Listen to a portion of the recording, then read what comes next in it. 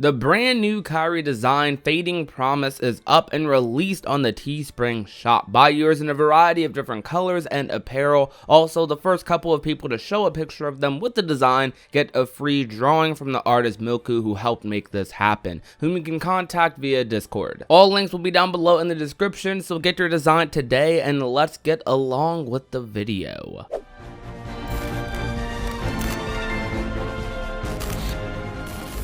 What is going on, ladies and gentlemen of YouTube? My name is Prodigy and welcome to another video on the channel. Today, guys, we're going to be covering more Kingdom Hearts series character files, which covers your favorite and most beloved characters and worlds from the Kingdom Hearts franchise. As I said in my last video, today we're going to be covering Sora's story. And after this video, we're going to be covering Kairi's story. Now, Sora has probably one of the longer character files out of the ones we've done so far, similar to Lushu's, but just something to clarify before we start reading. As you'll probably notice throughout the article, the translator actually took it upon themselves to mix up the words a little bit here. They don't change the meaning of anything in particular, but they didn't want to just straight up translate, copy and paste the English dialogue from Kingdom Hearts 1. So they mixed it up a little bit by adding some additional dialogue or changing up some words that overall have the same meaning anyways. You'll get the same context from reading this as you would if it was with the normal translations. They did this just to spice up the reading experience a little bit, which I appreciate. But with that in mind, you'll see what I mean very quickly. Let's get right into this. So I present to you Sora's story, first journey. There isn't much time left. It's too late. I can't go back. But don't hurry. Don't be afraid. The door is still closed.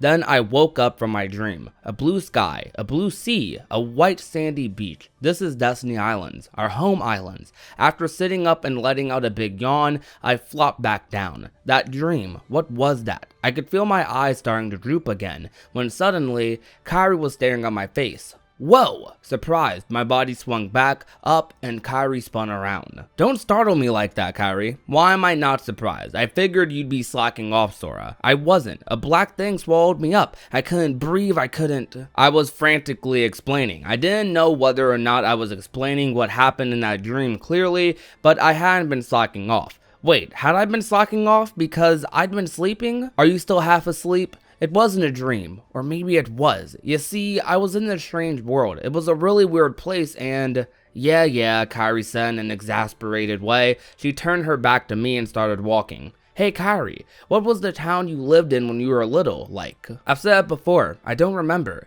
At that time, the only thing I knew was that the town Kairi lived in when she was little wasn't Destiny Islands, and though I was told that there was a town, it seemed that she didn't remember anything about it in the slightest. I just thought you might have remembered something. Not a thing.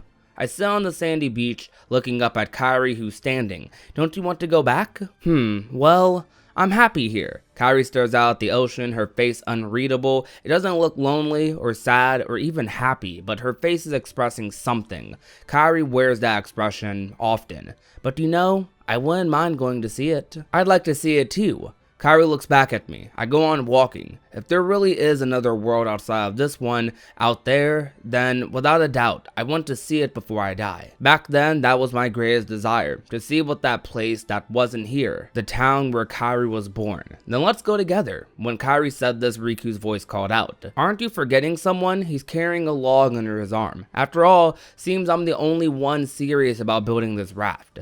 I scrambled to catch the log Riku flings my way. Seeing that Kairi laughed, you were slacking off right along with him, weren't you, Kairi? I've been found out, Kairi laughed, arms open, shrugging her shoulders. Right then, you two, let's finish up. Race it there. What are you on about? Ready? Go! Despite Riku having just sat down next to me, Kairi signaled, go. Riku and I glanced at each other, stood up at nearly the exact same moment, and then took off running. We dashed straight through to the beach's inlet. Then it was evening. Kairi and I were sitting side by side on the paopu tree on the small island at the end of the pier. Riku was next to us, leaning up against it. The sun was sinking below the horizon. If we go out there beyond the sea, then the world that you came from will be out there too, right? I asked Kairi, but the answer came from Riku. I don't know, but we'll never know if we don't try. Riku was looking out the horizon as he said this. Then I asked Riku, because I honestly had no idea, how far do you think a raft can take us? Who knows? If it's a bust, we can just think of some other way. Even though Riku is just a year older than me, he and I are totally different. Say Riku, if you ever went to another world, what would you do there? This time it was Kairi asking him. She continued, are you like Sora? Will you be satisfied with just seeing it? To tell you the truth, I haven't really thought about it.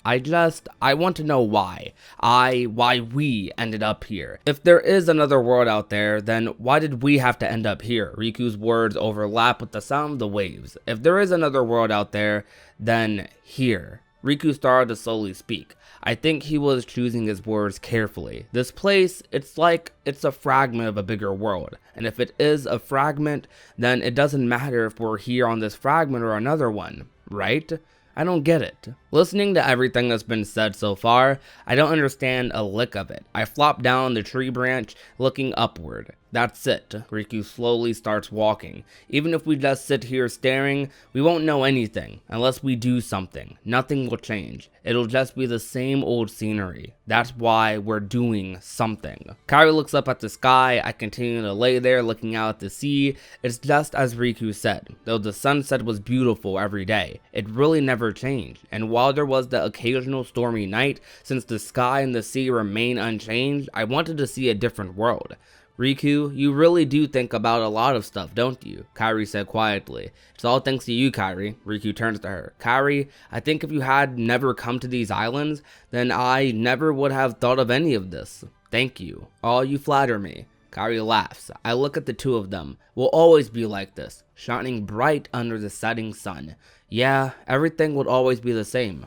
Unchanging. It was in that spot that our journey started. We didn't want to be here anymore. We wanted to travel anywhere, to soon be off the islands and on a journey. But I felt the end of our journey would undoubtedly be at this spot too. And so our journey begins. Sora's story, first journey. Now this kind of falls into the category of some of the other ones where it's kind of just a recap story. Of course they're not going to give us too much additional information regarding Sora, and they're obviously not going to give us any major insight on anything happening post secret ending of Kingdom Hearts 3 because they're probably going to keep that for the future. But I kind of get a sense of like what I got from Riku's story in this. In Riku's story it was a recap story of the Kingdom Hearts 2 ending, but it had a lot of extra dialogue that I really appreciated, and it made Riku's character feel a lot more fleshed out in that scene, more than it already was. You got to see deep into Riku's mind of what he was thinking during those moments, how he was ready to just end it all right there. He didn't even want to move along, but Sora kind of kept him going. Sora, pushing forward with a smile on his face, kept him motivated during those moments. And them confessing to each other and how he felt about it internally, it was really awesome. In this one, it's not quite on the same level. However, though, you do get a little bit of that. Like, I especially like the last line of, it was in that spot that our journey started. We didn't want to be here anymore. We wanted to travel anywhere to soon be off the islands and on a journey. But I felt the end of our journey would undoubtedly be in this spot too. That last line really makes me wonder, will their journey really end at that spot, or was that just for Sora? Because on a technicality, Sora's sort of did end in that spot too. I mean, we can't say his journey ended because we don't know if he's going to return. Obviously he's going to return, that's what I think at least. We don't know exactly what situation Sora's really in. We just know that he did a bad thing, abusing the power of waking, and he's paying the consequences for it currently. And Sora has something to do with that, it seems. But when I read this line, that last line, but I felt the end of our journey would undoubtedly be in this spot too, I really think of the ending of Kingdom Hearts 3 when Sora fades away. Maybe it's supposed to be a small little nod to that. However, though, if the series did have a big climactic ending,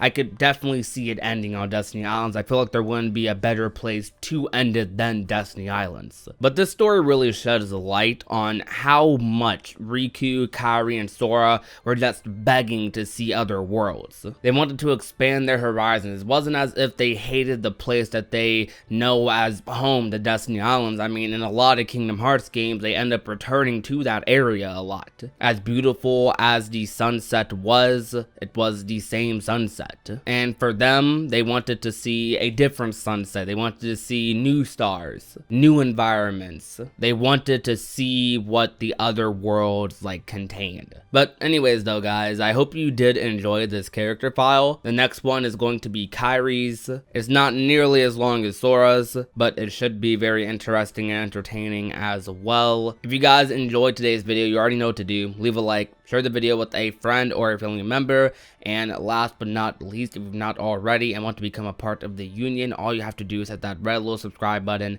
down below. Also, leave a comment telling me what you guys think about all of this. How do you feel about Kingdom Hearts 1 Sora? That's going to be the question. How do you feel about how Sora was in Destiny Islands in Kingdom Hearts 1 compared to like who he is now? Like, how do you feel about how much Sora has matured, aged, etc.? I love talking about Sora's character. He's one of my favorite characters ever. He is my favorite character ever in media, period. No other character has managed to really top them. The only other character who I can think of that comes close might be like Aang from Avatar, but even then I just love Sora way too much. But that's going to be about it for today's video, guys. Thank you guys for watching. My name is Prodigy, and I will talk to you guys soon. Peace out.